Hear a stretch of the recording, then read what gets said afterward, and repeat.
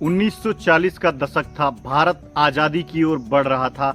India act लागू था। एक अखंड भारत का सपना आकार ले रहा था।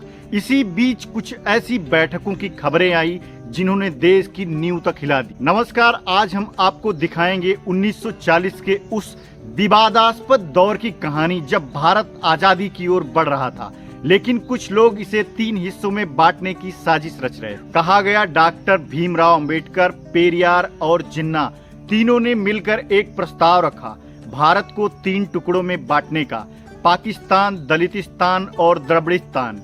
कई मुलाकातें हुई, चर्चाएं हुई, लेकिन गांधी, नेहरू और सरदार पटेल ने उस प्रस्ताव को सिरे से नकार दी। इतिहास के कुछ पन्ने बताते हैं कि डॉक्टर अंबेडकर कभी नहीं चाहते थे कि भारत आजाद हो। कहा गया वो अंग्रेजों के साथ खड़े रहे क्योंकि उन्हें डर था कि अगर सत्ता भारतीय नेताओं के हाथ में आई तो उनके लिए राजनीति में कोई जगह नहीं बचेगी।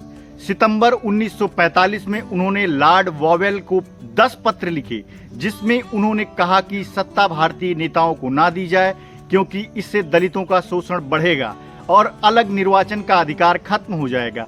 यानी उन्होंने खुद अंग्रेजों से कहा कि भारत आजाद ना हो। इतिहास के दस्तावेज बताते हैं अंबेडकर ने लॉर्ड लिनलिथगो से लेकर कैबिनेट मिशन तक हर अंग्रेज अधिकारी को पत्र लिखा, दलितों को हिंदुओं से अलग करने और विशेष अधिकार देने की मांग की। उनका एक ही लक्ष्य था, भारत की आजादी में देरी हो और सत्ता सीधे भारतीय नेताओं को ना मिले, लेकिन उनकी कोशिश नाकाम रही। फिर क्या हुआ? कहा जाता है कि अंग्रेजों ने यह सुनिश्चित किया कि भारत धार्मिक रूप से ईसाई प्रभाव में बना रहे। इसी दबाव में लॉर्ड वॉवेल ने नेहरू पर जोर डाला कि अंबेडकर को संविधान सभा में शामिल किया जाए, भले ही वो चुनाव हार चुके थे।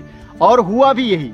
अंबेडकर संविधान सभा में पहुंचे और बाद में आरक्षण की व्यवस्था और पहले संविधान संशोधन के जरिए भारत की नीतियों को हमेशा के लिए बदल दिया। कहा गया उन्होंने जो शुरू किया उसका असर आज तक देश भुगत रहा है। मद्रास प्रेसिडेंसी के सदस्य मोहम्मद इस्माइल खान ने कहा था, प्रारूप समिति का काम तो केवल पहले से लिखी किताब पर जिल्द चढ़ाने जैसा था, यानी संविधान का मसौदा पहले ही लिखा जा चुका था।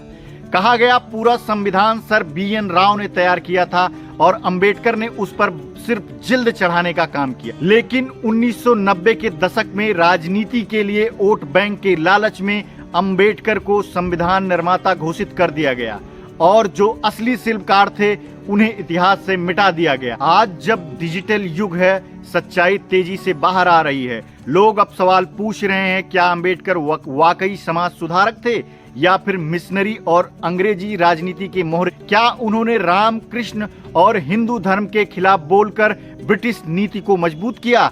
और क्या नेहरू पर अंग्रेज का दबाव था कि अंबेडकर को आगे लाया जाए? इतिहास की सच्चाई धीरे धीरे सामने आ रही है। अब ये जनता तय करेगी कौन था असली राष्ट्र निर्माता और कौन